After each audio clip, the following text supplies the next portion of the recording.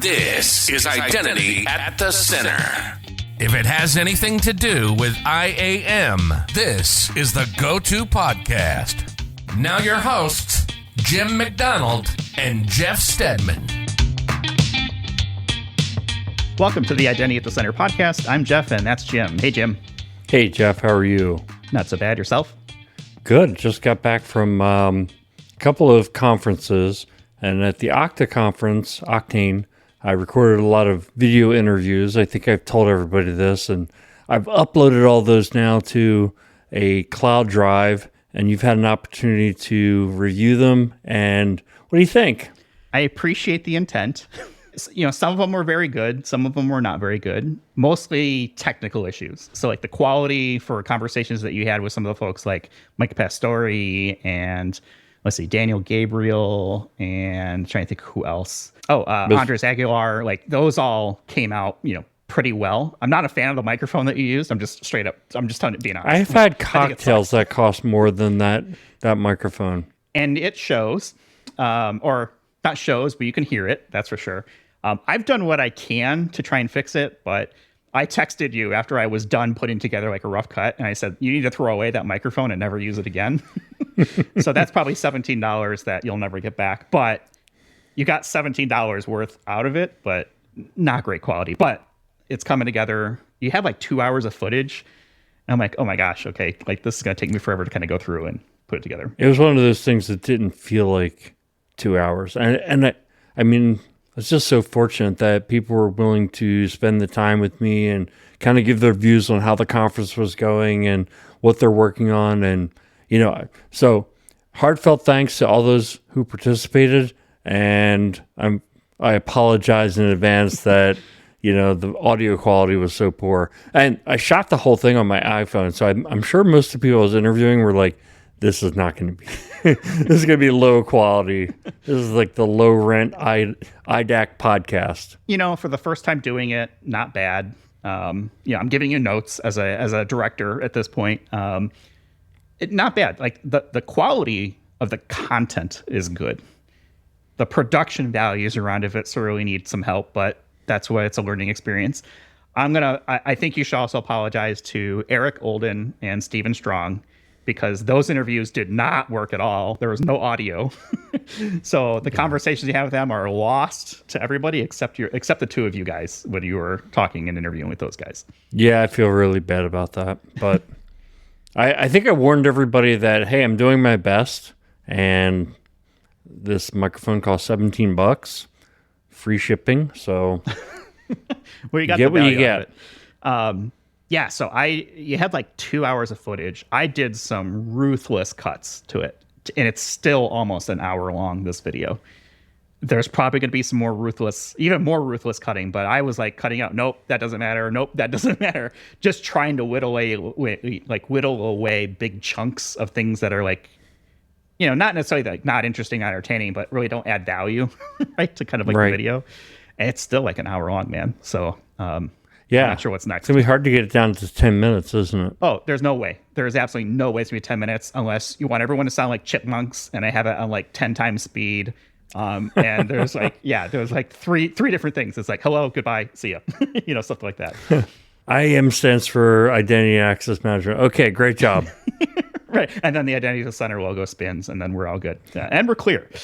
It's the first time we've done that. So it's kind of cool to kind of put something together like that and see what we can do in that vein. We did try to do live streaming, what is it, almost 2 years ago, I guess, at this point. Yeah. And we just couldn't find a good time to do it that was like consistent. And maybe this is a way we can do that in the future. Yeah, for sure. Well, we're back to our audio format. We got a fantastic guest. You want to go ahead with that? Yes. So let me read this disclaimer and then we'll get going. This podcast is for informational purposes only. The content should be regarded as general information and serve as a springboard for your own independent investigations. All perspectives expressed hereafter are my own. When you say my, that means our guest, Dave Middleton. He's the Senior Vice President at Bank of America. He's responsible for IAM and Cryptography product management. Welcome to the show, Dave. Hey, Jeff. Hey, Jim. It's with pleasure implied to have me on today. Thanks for protecting me, by the way, with that disclaimer. Well, yeah, part of the family. We want to make sure we take care of our friends, our family, and the people who take the time out to, be on this, podcast that we do, which is pretty cool. It's interesting when we have these conversations, and we always kind of like to find out what people work on. But I wanted to make sure that you're covered. So we've got the disclaimer out there. Pains in your own. We were kind of joking around before we actually hit started. It was like, this is probably something we probably should have already for us anyway, Jim and I, because we run this as sort of a little bit of pirate radio outside of our day jobs. But so far, we've gotten away with it. So I'm not a fan of red tape and rules that we don't need unless we have to have them. And so maybe we'll keep riding that wave as long as we can. But now that we've got sort of the formalities out of the way, welcome to the show. We met actually earlier this year at Identiverse, I think, for the first time. We did. And that was a lot of fun. It was great meeting you there. We went and did the karaoke thing that night. And you actually got on stage and sang, which was awesome. I haven't told many people about that one. I actually serendipitously met Jim last year at Gartner. He sat down at the B of A table for breakfast. So we've had a couple different run-ins together at this point, but karaoke, that one was top of mind, but now it was back of my head. Hey, Dave, we have video. There is video, that is for sure. We have not. We protect the people that we like, and so that video has not gone out. So stay on our good side. So you've got some history with us, outside the podcast, but for folks who aren't familiar with Dave Middleton, tell us a little bit about your origin story when it comes to identity. How did you get into the world of identity and access management, or digital identity, or whatever the heck we're calling it these days? Is it something that you chose, or did it choose you? It's a great question. My origin story really starts 12, 13 years ago back at University of Michigan, where I identified a problem in the healthcare space, in fact, and I would argue that identity found me intrinsically at that time. Electronic health records, they were paper-based, often lost, didn't support things that researchers and doctors needed, and really our persona and the target users that we were after at that time, what their need was to conduct research out in the field in developing countries like Haiti. So the challenge therein is being the data was manually recorded, the delivery analysis was delayed back to the onshore doctors and researchers, and that, of course, reduces and decelerates not only the insights, but the care for some of those that are most in need in developing countries. So we took that idea. We actually ran it through University of Michigan Startup Incubator, won several challenges along the way, did all the fun jazz that a startup includes, built and deployed a product that I would argue was ahead of its time, because this was back around 2010. And in short, the solution, what it actually entailed was HIPAA compliant Google Excel databases. So AWS on the back end, but configurable front end to make it super simple for researchers to stand up forms, make it easy for the actual folks to position the responses therein. But I still have some nightmares from those days where researchers and doctors back in 2010, they would point in the literal clouds in the sky and say, so my data's going up there, when we would talk to them about cloud databases. So I'm fortunate to say, no longer a big challenge across the industry these days, or not so much, but that was certainly an interesting time. And why I argue identity found me is because you can't really solve that particular challenge without managing the full identity lifecycle, both from a client as well as an administrator perspective. I feel like there's like that meme, right? Old man yells at cloud. You're trying to where is this data coming from? Now you're a real person doing real identity things in the real world, right? So you work for Bank of America and you're a product manager doing identity things. I always love hearing, what is your day like, your day job like, right, for people in the business, because there's so many different ways that people can get into identity and do things in the identity world. Tell us a little bit about your role. I guess, what does a product manager do?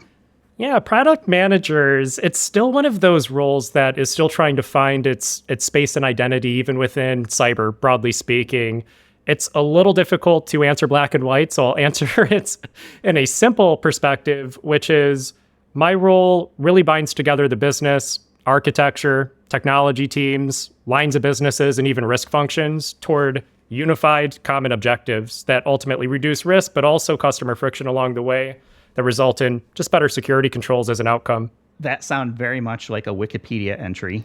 Take me through your daily, I don't know, what'd you do today? You have meetings, you're working with the business, solving problems. Take me a little bit more behind the scenes. Yeah, my day-to-day is a bit more prescriptive than that. So what I love about the job, it's a lot of voice of the customer, extracting different requirements and use cases. We have our hands in the pot when it comes to initiative planning, strategy, both from a business and technology perspective. So a lot of the fun comes into dispositioning. Are we going to build versus buy a product? Are we going to invest versus divest? And a lot of that, in order to make informed decisions therein, it does require a significant amount of things like vendor research, external exposure, evangelism into our internal customer workforce, i.e. the enterprise and workforce itself. But it's oftentimes a balancing act. And that's what I really enjoy about the job. But it's a lot of calls and a lot of meetings every single day in order to produce a lot of the artifacts that we need in order for the bank to be successful as an outcome. What do you think makes for a good product manager in the identity space? Communication, I would argue, is number one. Being able to break down a lot of technical concepts and put them into business legible terms. So just kitchen English in short. But if someone has the skill set of being a very strong communicator, if you are organized and fast-paced, and you really like to work on technology, but not be code crushers like some of our developers and the smartest people of the bunch, you can always be an effective product manager. But I'd argue, simply put, be an effective communicator, be organized. You still need to be a little technical, but you don't always even need to even write code. Yeah, I love that, the way you describe that, because I feel like that is missing link sometimes for a lot of organizations where they got really smart technical people and then there's no one to help them with their message, right? It's like, okay, that's great. We still need to talk about change management and how are we going to, communicate these changes to their customers or whatever it may be, whoever your customers are, internal or external, whatever that is. I know that, Jim, you and I have been spending a lot of time at conferences the last month or so. And I feel like my conference season is over, at least. Are there anything else that you've got kind of on your radar for conferences, Dave? I do. There's a couple smaller events that are coming up here in December. So Identiverse, they have two regional events. One is on December 1st in New York City. The other one is December 5th in Chicago. And I'll be in attendance in the Chicago one. Hopefully we'll have a pretty big presence. So would love for some folks to come out there, meet us, and we can talk through some of the fun jazz of what IAM is. So, Dave, one of the things that you mentioned was, was 12 years ago, you're working on that project at U of M. And I know just from, our relationship that one of the things that you're pretty passionate about is working with young people who are coming into the industry, coming in and probably learning. Probably IAM is choosing them. But I'm wondering, can you talk to us a little bit about why that's important to you? And then also, are the universities doing a good job to, get people prepared for the types of challenges that we see in identity? It's a fantastic question. You're totally right, Jim. Cultivating young talent is very important to me. A couple different angles I'll actually take with that. So one being disadvantaged youth. These are younger, the younger generation that just simply didn't have the same opportunities as many of the rest of us. So the bank does actually partner with some really good programs out there. One being Year Up. Year Up is a program that actually partners with a lot of large companies, even in the cyberspace. But here in Chicago, there are lots of companies involved. B of A is one of them. We work hand in hand with lots of top cyber colleges like DePaul here in Chicago. And what that allows us to do is actually bring in a lot of this younger generational talent that doesn't even have any experience in the workforce, but they held a lot of promise in high school. So these are folks that may not have been able to pay their way through college, but they're highly intellectual. They join a cyber program for 6 months, and then we try and pluck them into a year-long internship or so here at the bank. And we've been able to roll successful talent into our workforce using programs like that and mechanisms therein. So that's one program, Year Up, in particular, that I'd recommend that everyone at least takes a look at just for some talent pipelines. Additionally, the other way is just college interns. And the bank is also hugely committed to that. We had our largest global technology cohort this particular summer, in fact. So your question's quite timely there, Jim. And therein, to tail off the second part of your question, what I love about college programs these days is that there are actual dedicated cybersecurity degrees even more so, you can actually like get a degree in authentication or even something that's pretty weed level. And even 10, 15 years ago, back when I was in college, that was not even on people's roadmaps. So I think it's fantastic now that there's technical degrees that people can get. I had a wonderful intern myself that's studying cyber this year, and she'll be joining us next year at the bank. But both of those particular pipelines, and why young generational talent is super important is because a lot of us, we've been sipping the Kool-Aid for a lot of years here. So it's always interesting hearing a lot of just the newer generation coming into the workplace and seeing what they have been taught, and also challenging them in creative ways, like how can they actually apply it after learning about the ecosystem and building up their own institutional knowledge. Yeah, that's really awesome. I think there's a lot of dual benefit, benefit for the person who's interning or doing some kind of apprenticeship, but also for the bank. You just mentioned your intern's going to come back and work for you at a later date. So it's hard to find really good talent these days, especially with there's more jobs than there are people. I wanted to key off something else that Jeff said, which was, IAM or digital identity or whatever you're calling it. And we had an episode where we asked some of our identirati friends, what's the difference between digital identity and identity and access management? One of the most popular episodes, and I'm going to pose that question to you. What's the difference between digital identity and identity and access management? I love this question. I'll give you a more verbose answer on the first one being digital identity. So to me, simply put, digital identity is the thing or entity that is protected, ranging from a person, organization, application, device, or more.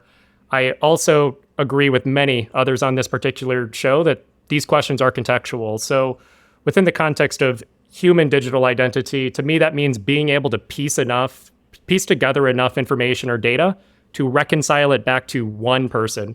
And I truly believe that that's mission critical for us, especially now that we see 2/3 of cyber attack anatomies involving credential compromise. So with surety, we need to know who's interacting with our systems, ensure they have minimum access to do their job, but no more than that. And I actually tried to come up with a bit of a metaphor to this, Jim. I anticipated this question, just given you ask it to a lot of your other folks that come on this show to present. And the one thing I wanted to share with this group, we'll see if it sticks, but if you think about a fingerprint in the physical world, it's much easier to lift that fingerprint from substances like steel, more difficult from substances like wood, and almost impossible from water. But if we translate that into a digital world, there's a careful balance that we're trying to balance all the time between security and user interaction. And user interaction points in the technology world, if they're tough like steel, they might provide better security, but at the expense of being harder for the user to use. And while users want to interact more fluidly, hopefully we can try to strive for something like wood and less for something like water, because water's far too volatile for us to wrap any security controls around. But what I argue is that it's our job as security professionals to find the right balance within our own respective risk tolerances. And maybe we throw some talcum powder on the wood and ensure we can recover enough substance to link it back to a specific person without too much friction. That's a really cool answer. Dave, I've been thinking with, what are the challenges that, Dave probably faces that a lot of folks don't face? And I kind of thought, what's unique, well, not completely unique, but very influential in your environment is the scale, the number of employees at your organization. And for organizations that are, let's just say, much smaller, maybe up to like 40, 50,000 users even, or maybe smaller than that, at least the attitude used to be user experience for internal employees doesn't really matter. We pay them, they're going to deal with whatever dog food we throw at them. So my question to you is, because I think it's got to be a lot different for you. I would imagine user experience is such a much more important factor. So my question is, what are your thoughts on the balance between security and usability when you're designing your IAM solutions? Yeah, there's a careful balancing act there. And I'd actually say, like, between security, the way that I like to simplify this is really a triangle. Like, on one aspect, we have security. Another point, we have privacy. And the third one, we have user choice. The reason for that is it's really difficult to find that right balance. And to your point, Jim, we can get away with more when we're trying to introduce additional security controls on our enterprise and workforce. Like, security can become more paramount, but we still cannot strip the usability and thus the user choice away from the employees too much. And especially at large financial institutions like ourselves, if we are able to bottle up all of the regulatory concerns, it does allow us to really push the bleeding edge of technology. So what I really like about the bank, at least, we can push a lot of innovation. And when we think about usability, a lot of the way that we make decisions today come back to ROI, because we know from a security standpoint, we're pushing a lot of the most innovative technologies there are. So it allows us to actually strive more toward that particular user choice perspective and thus the usability aspect of the triangle more than we have before. And the better that we can be from a process, people, and technology perspective, and that's, by the way, my answer to what IAM is, it's the collection of those three things. It's once we get the security aspect right, then we can start to have a lot of fun from a usability standpoint. Yeah, you used the term earlier, kitchen English. And I thought, that's I mean, I always use the term plain English, right? But the idea is that rather than throwing techie terms at your people who they just don't have time for it. I like the kitchen They English don't want to term. understand Like, it makes it sound delicious. Yeah, maybe I've never I'll heard steal before, that Dave. term. Kitchen English. I'm probably going to steal that, just FYI. And I'm not going to give you any credit. Yeah. Please do add it to your vernacular. I'd love to hear it. So when you're creating the souffle of your identity access management system, what are your thoughts on that? I mean, I think I've made my thought pretty clear. Like, people just don't want to deal with these technical terms and don't want to understand it. Yeah, let me share an example, perhaps. So one is around, really, when you think about kitchen English, I think one age-old industry challenge we have in IAM is permission descriptions. And to just break that down a little bit, I know that's a lot of these terms can be easily conflated, but when I say a permission, it's really the logical representation of how we secure the physical asset itself. And then we think about it, especially at a lot of companies, what goes into promoting business comprehension so people can make more informed access control decisions. Like when someone orders access, when they approve it, certify it, a lot of the basics when it comes to access management. But how do people actually make that decision today largely revolves around permission descriptions. And if you think about a permission description, they are almost always very human and manually intensive, free-form novels of text, immediately go out of date all the time. And it's our best hope is to, hopefully we're helping promote business comprehension.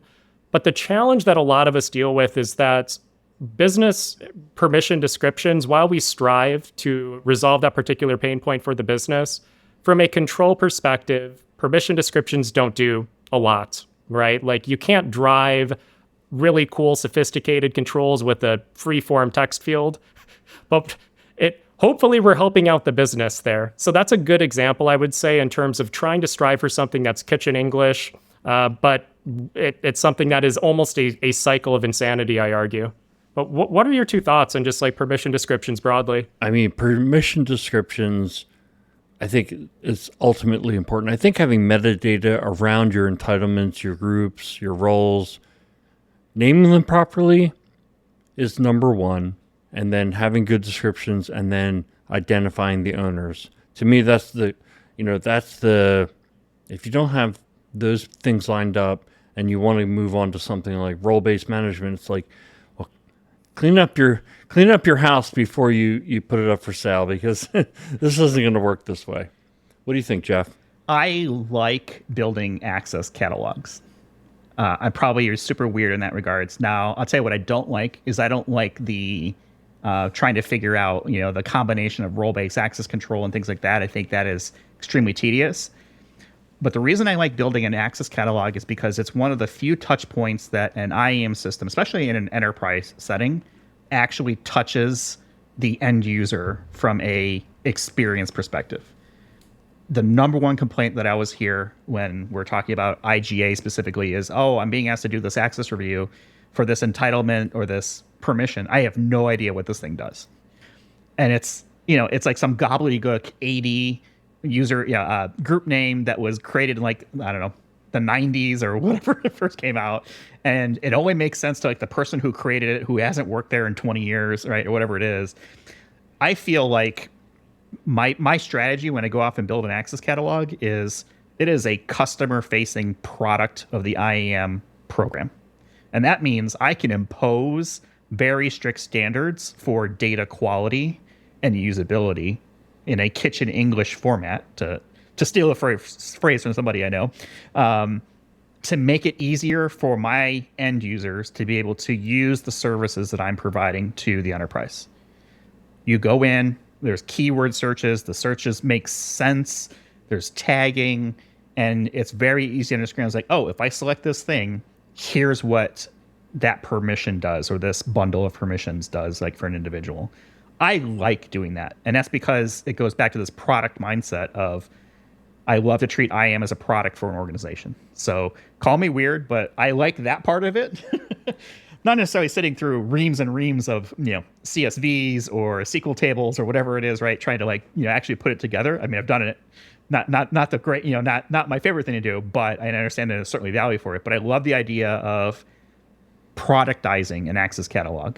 And you have to have it be usable for that to work. Really appreciate both of your perspectives there. And I would say, what if, as an industry, we moved and started to de-emphasize permission descriptions in favor of things like metadata, cataloging, and empowerment? So, more metadata is better.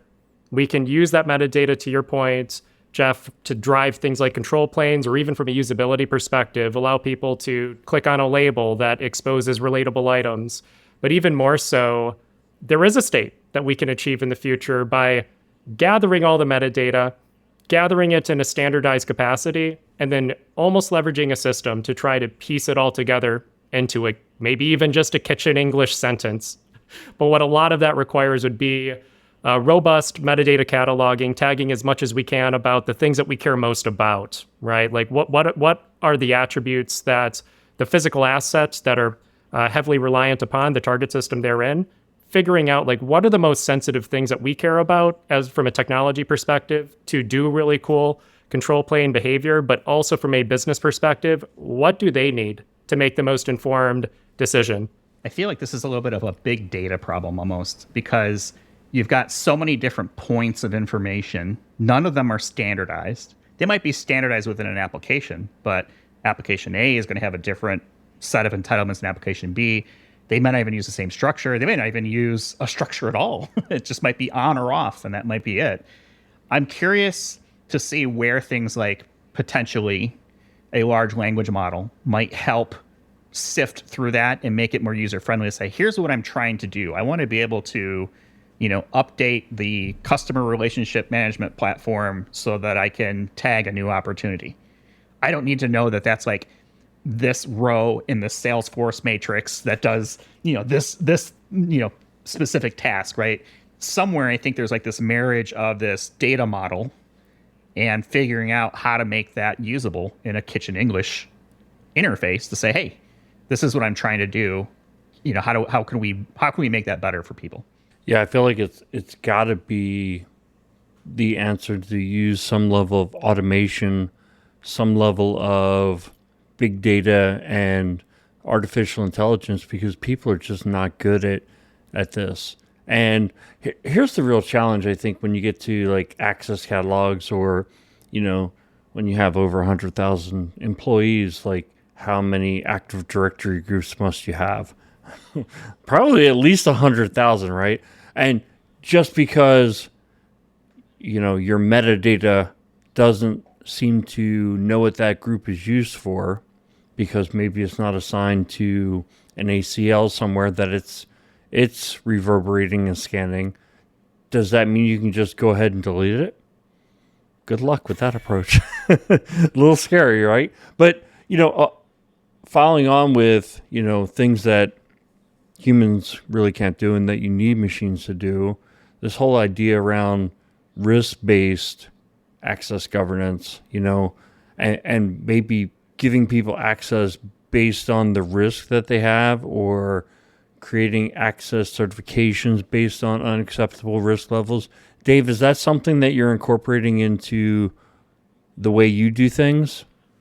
Yeah, I would argue, and I'll help bridge the gap there to wrap up the previous thing there. So I'm on board with that. It's like metadata consolidation and almost trying to treat a next hop like away from the target systems to consolidate that. I think that could help us empower things like gathering natural language models, build a legible description for our users. But to feed that into your question, Jim, call me crazy, but I always like to think this is also another great part about product management. We get to think years into the future. And when I think about even some of the terms like identity governance and administration today, I really like to think about what's next. What does the industry next have in store? And I would love for us to philosophize on things like risk-based access governance. That's having humans, again, doing less, having machines doing more, trying to leverage some of the innovative technologies that are coming out today in order to move us more toward things like prescript policies in the future.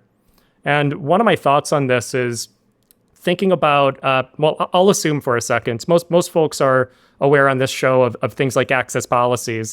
You nailed some regarding role-based access policies or even birthrights, but it is our duty, and this is something that we all need to strive for, is breaking down a lot of the technical gobbledygook of what a developer has to codify in the form of a policy, because ultimately it's the business that owns that risk and their appetite. So we're only as good as being able to have a business person come over the fence and tell a technologist what they're trying to do. And when I think about risk-based access governance broadly, I really like to play around with this topic around the form of access imperatives. So it tries to move us away from the standard policies, but more toward imperatives. These are the foundation of how a business can ultimately interact.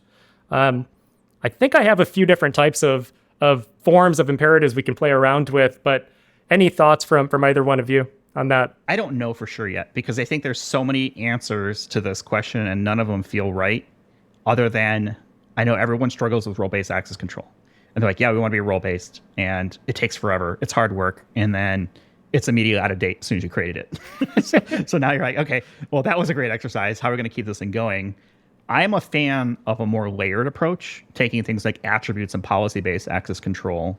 And to do that, you do need the data. You do need to have good quality data that is, mastered and stored in places that are kept up to date, those sorts of things. So I think, yes, we should be moving towards it, but I think the real world has a nasty habit of getting in the way of where we want to be. I think there are certainly some initiatives out there like open policy and other things that are like that, where they're trying to define the authentication side of things, because I feel like we've done a good job as an industry of tackling authentication. I'm sorry, did I say authentication? I meant authorization. Authentication. We have SAML. We have OpenID Connect, right? Things like that. We even have SCIM for provisioning. What we don't really have is a standard for authorization. And I think there are things out there like open policy. I think AWS has Cedar. There's a few different things that are kind of out there. But I'd love to see a standardized way of approaching authorizations within an application versus everybody does it their own way. When I think about like PBAC and ABAC, I think there might be a way for us to wrap that in things like imperatives in the future. And I'll describe imperatives for a second. So 4 different types. Type 1 would be something like must-have. Must-have is something that just would never go away. It's birthright policies to the book. If we pair that with something like should-have is something that we wouldn't hold forever, but do we need to really send it for an approval? And that's really like a theoretical question to its core, right? With the third one being can-have. Can have is something that if you just think about the default posture of IGA systems and vendors today, that where it triggers an approval workflow, sometimes several sequences therein, that is where we are at today as an industry, which leaves us with must never have. So that's stuff that's like, if Dave's in a product manager role, yet if I am found that I have developer access to something in production, it's like, why?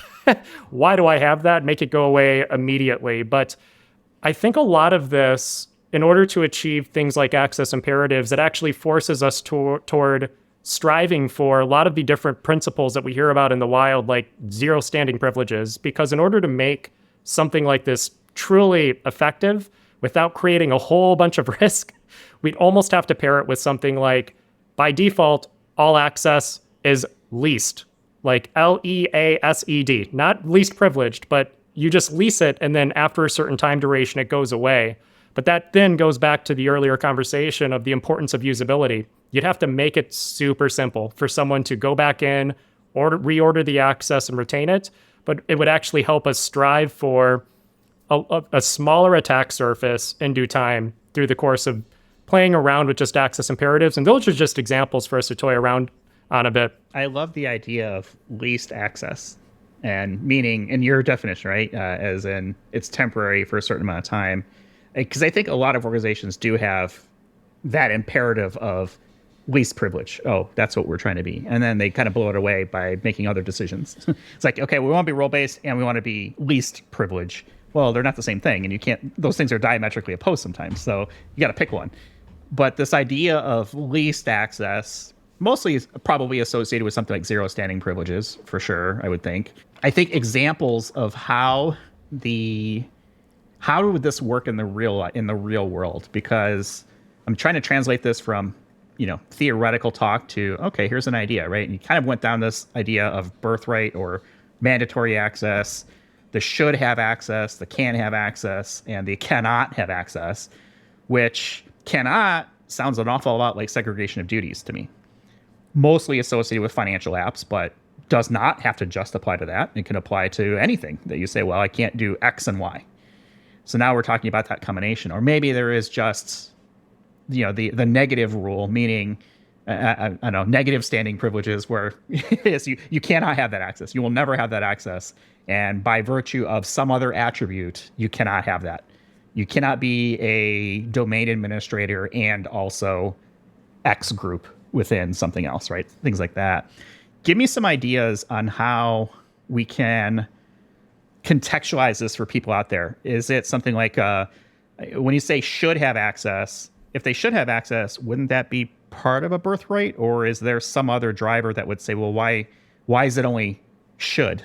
Is it time-based? Is it role-based? Is it something else? And then the stuff that's like can have access, I guess same question, right? I mean, if they can have access, why not just give it to them? Or it's like a lunch menu. Okay, well, you can have access if you want. We don't really care. Or is it something else that you're thinking of like, okay, well, here's an example of what a can access might look like.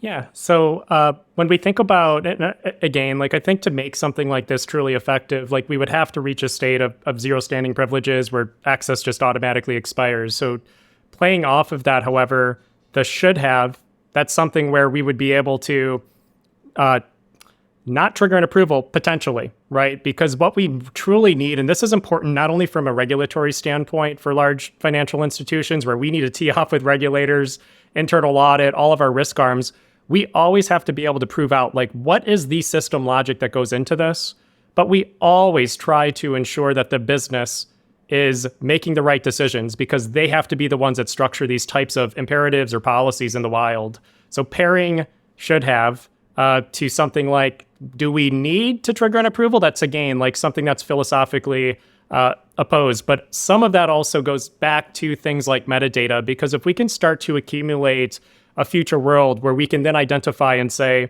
this is low risk access. We know it as such because it is a low risk system and it's going to be accessed or it's going to be ordered by someone who might be eligible for that particular role or even permission. That's when there's some discretion at play there, of course, right? But we can actually empower some of our systems to try to make a better decision to, again, go back and reduce some of the user friction of we're not in the business of procedural risk management. I don't want us to approve things and certify them if it can automatically just expire, and we can always ensure that, yes, this particular permission, Dave doesn't always hold it, but when he needs it for his job, he can go in and order it and it will automatically go away. So that's my opinion and perspective on something like should have versus something like can. Can would be like if I'm trying to reach outside of my particular day job at the bank, but it's like, it's a little bespoke. Maybe I'm trying to get some data that I don't always use on a day-to-day basis, but I'm technically within my allotments of reason. So it's not toxic. It is not a segregation of duties break, to your point, Jeff, but it's more so around, I can have this access, but again, I don't always hold it. So when I try to order something like that, just treat it once in the same as we do today. Trigger all the various approvals that we need, run it through the whole gamut. But again, like a lot of this is trying to reduce the cognitive tax on our practitioners today so they can actually care about what matters. Where does risk persist inside of the environment? So we can start to apply better governance on these types of access imperatives in due time, instead of just asking humans to leverage things like descriptions to make the right decision all the time, which we are all burdened by today across the industry. So in the spirit of bipartisanship and finding common ground, where do you think the business is in taking on that responsibility of allowing or making those decisions? Because I feel like historically, a lot of organizations, the business kind of tosses things over the IT wall and says, oh, you guys deal with it. And they haven't really been part of the design of IAM services. I think that's changing. It's getting better. I think the business is starting to realize it's, their data, and ultimately they're the ones that are at risk. At least, they should be from my perspective. Where do you feel like the business is in this? Because you mentioned the business a couple times. Have you had success getting the business to be part of this process and really kind of own their part of this to make sure that the risk is reduced, the usability is there, right? All those things. Bringing the business along for the journey is paramount. And I think it just helps underscore the importance of product management, because in the dearth therein, who's going to help bridge that gap? So as all of us try to have the business actually manage their own risk because they know the users at the end of the day. And it's interesting because you flip that in a dichotomous fashion. Our technologists know the technology and target systems. But when you think about who actually knows the business users, typically it is the business. Whenever we're thinking about building out strategies, it's important to bring everyone, not just the business, not just technology, but bring along architecture, bring along risk, bring along governance. That way we can mature step lock all of our processes, our people, train them properly, and prepare them for more innovative technologies. And when I think about a lot of the struggles therein, I've never been a fan of large information security functions. If you just write a standard and you're like, you must do this, that typically doesn't go over very well in practice. People will do it, but are they happy doing it? It came from a mountain, and of course people follow those rules. That's right. It's the ivory tower approach. Yeah. I wanted to kind of close out the conversation on a lighter note, or not a lighter note, but like more of we will do the lighter note, by the way, but more of like a lightning round. And the first one we had on the list was zero standing privilege. I feel like we got that one. Wasn't necessarily a lightning round, but it was really good discussion. Real quickly, how do you feel about things like UBA or user behavior analytics or analysis? Where's your head at right now? Yeah, user behavioral analytics is interesting because of the horizontal potential. I feel it's one of those things that can certainly help us out on authentication planes when it comes to when we're trying to detect. I'll throw another acronym in there. Identity threat detection and response. So there's a mosaic of people, process, technology, and that's really our ability to figure out what is the baseline behavior for when Dave comes to work versus if I log in from a machine in Hawaii. That's anomalous. But user behavioral analytics allow us to actually capture the baseline behavior of that particular account or user, but we can actually apply that same type of mental model towards something like the actual access itself or the target system that they're trying to use. So it's, in short, trying to monitor the behavioral patterns of a user or an account throughout its entire interaction basis. And then that way we can try to accumulate anomalies and then again, focus our attention on resolving the anomalies therein. I feel like that was a little bit of like my own personal old man yells at cloud, because I feel like it used to be called UBA or UEBA, user and entity behavior analysis. And then ITDR, identity threat detection response, has kind of like been the thing for like the last year or so. I feel like Gartner last year, 2022, started to kind of hit on it. And I feel like it's like, this is the evolution of that. It's like back in my day, we used to call ITDR UBA, right? Something like that. I think that's exactly where it did graduate from. It was like UEBA was like, we can spot these anomalies. Great. What are you going to do about it? We spotted it. Was ITDR. We were aware that there was. We spotted it. Yeah, we threw it on a dashboard. It looks cool in this chart. Now go figure out what to do about that. All right. Why don't we end things on a lighter note? Because I'm actually kind of looking forward to this. To be honest, who cares about the identity stuff? I want to ask my lighter note question. I've come up with a special one for today, and Dave, you've only had about 45 minutes or so to think about this. This is how we do it. We do a lighter note. We usually save it till right before we hit record, so it's a little more of a gut check. But I wanted to have a little bit of thought around this one. And I'm going to ask each of you guys the same question. I want you to pick one of these universes to live in. You can live in the Walking Dead universe, the Game of Thrones universe, or the Matrix universe. Which one do you pick and why? Dave, you get to go first as the guest of honor. Or you can pass to Jim if you'd like a minute to think. I think I'll take a stab. My wife might be upset with me with this answer, because her answer would be Walking Dead for sure. After giving it a little bit of thought, I think I will choose Game of Thrones. And the why that goes into that is I'm a little odd. I actually like the politicking game. So the politics involved, but also just the fantasy and everything else, like dragons, like that'd be super cool. So it's almost trying to remove ourselves from some of the things that I feel at some day are actually attainable in like the Matrix, but from just the fantasy aspect alone, I would say that piques my interest, but also just the political navigation of like trying to figure out the power game that's involved to try to influence people, but in a positive manner. I don't want that to come off negatively. I mean it from just a motivational perspective. What can we all do to push people in the right direction? I do wish we could change the ending though, so I will leave it at that. And Jim, do you have any thoughts on your side, or Jeff? I was going to call you Littlefinger.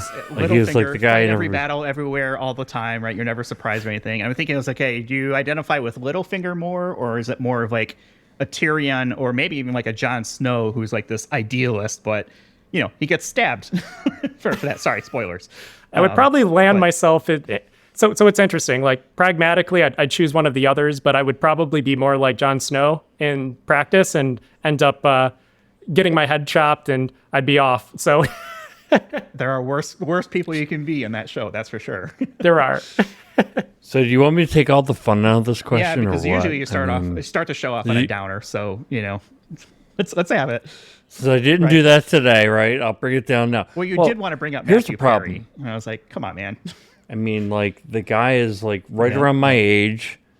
Yeah, Yeah. that sucks. Incredibly sad. And Yeah, keep us going down the well. Incredibly sad. We're further down the doldrums. I didn't bring it up. You did. Okay. But in either one of these worlds, I'd be in a lot of trouble because I depend on several medications to survive. Let's assume you don't need those. You know, I think here's the thing. Well, no. I too found out about this question 45 minutes ago, so I haven't had a whole lot of time to think, and I do have the answer. So in Game of Thrones, I probably would be dead already. Okay. But in The Walking Dead, you know, I might have teamed up with Rick, and then we could have crashed a CVS or a Walgreens. I could have gotten my medications. I might have gotten them for free. Imagine getting your prescriptions for free. You're crazy, man. Nobody. I guess you go with The Walking Dead. And then think about this, like, you know, you turn into a zombie. If you're unlucky and you get turned into a zombie, then you're just like, you're still kind of alive, right? Are you? I don't know. Is that the life you want to live as a zombie? Not really, but I mean, it's your plan So B. you've seen The Walking Dead, right, Jim? I think we kind of talked about it, right? That like the zombies are not the story. The zombies are the backdrop, and the story really is about the human civilization and sort of the degradation of human civilization when things happen. Yeah. Do you think, what if you had met Negan first before meeting Rick? See, I think I'm the kind of person who gets along with everybody, so I probably would have wound up getting sucked into his little Thing. posse. I wouldn't have been like the top guy, I don't think, in any of these groups, but I could probably be like the number two guy. I look at that as like any of these historical, backdrops, or not only historical, that's not really historical, know. but I always kind of like picture myself, where would I have fallen into this picture? And I always think that's probably where I would be. But you'd be happy there, Jim? No, but I never saw The Matrix, so that really wasn't one of my choices. And like I said, in Game of Thrones, I'd be dead already. So there you go. Okay. Well, I think we're picking all different ones because I would pick The Matrix because I feel like it's the closest thing to, I guess, current times that we get.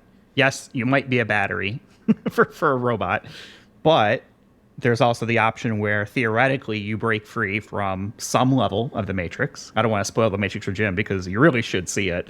In fact, I don't think we can actually run an Identity Center podcast for people who have not seen the Matrix. So that's homework for everybody. One of my favorite movies of all time. I think it's so original, but I think the environment that it pulls together is most close to current times with the potential for improving or getting better somehow the society, which is really kind of what Neo was trying to do.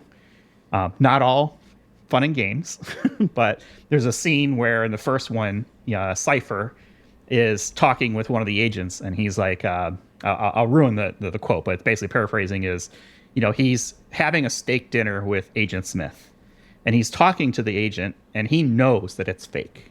And he talks about this, and he says, I see this steak and I take a bite and my mind tells me it's this and it's delicious and, whatever, all that good stuff. But he knows he's actually a battery somewhere in this giant facility with a whole bunch of other humans who are batteries living in sort of, whatever. And he basically says ignorance is bliss. And so, I think it's really cool kind of how they've done that. And I think that would be interesting to see from a perspective of, yes, I'm in the Matrix, but, everyone has like those deja vu moments, right? And it's kind of like, oh, that's kind of weird. Like, is there something more? Not to be like a conspiracy person, because I'm not normally that, but I think that's kind of where my head's at right now. Now, it might change tomorrow, but I was kind of thinking of this question actually last night, and I was like, oh, that'd be an interesting one to ask. And so I put it on virtual paper. That's a good question. Have you heard of the multiverse? I mean, no. What multiverse?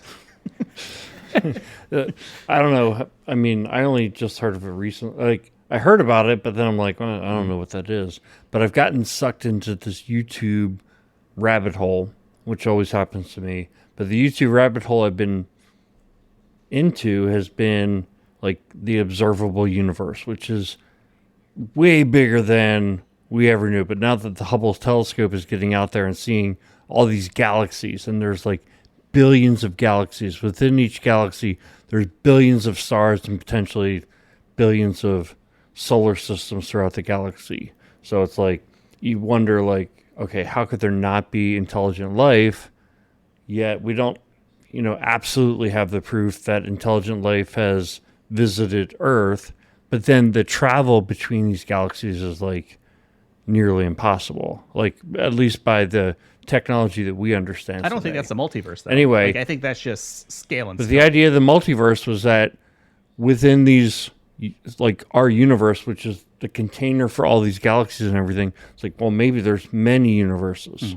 See, I look at it more of possibilities. So it's this idea of a branching tree is the way that I've always thought of the multiverse is what if, basically. So we're having a conversation on Identity Center right now.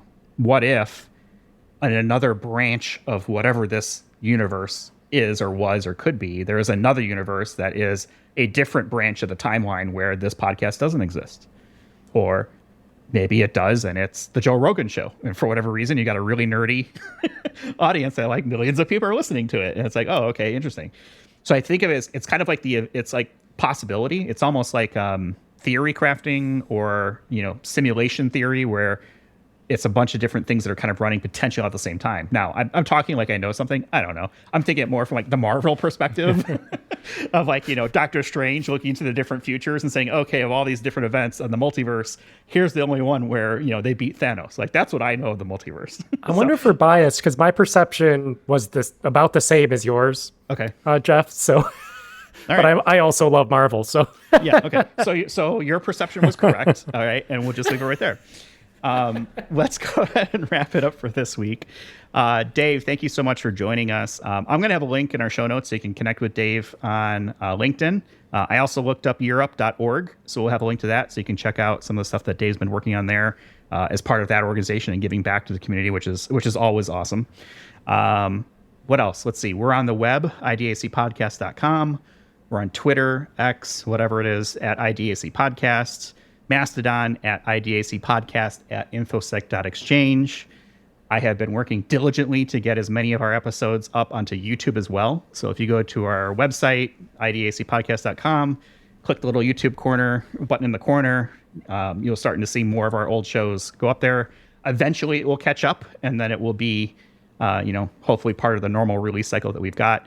But give us a like and subscribe there. Help us out on the podcast apps, like and subscribe there. Dave, I know you're a listener. Thank you so much for listening, and thank you for being on the show again. And we'll head and go ahead and stop it right there. So thanks for listening, and we'll talk with everyone in the next one. Thank you so much for having me. You've been listening to Identity at the Center. We hope you've enjoyed the show. Make sure to like, rate, and review. And we'll be back soon. But in the meantime, hit the website at identityatthecenter.com and find us on Twitter at IDAC Podcast. See you next time on Identity at the Center.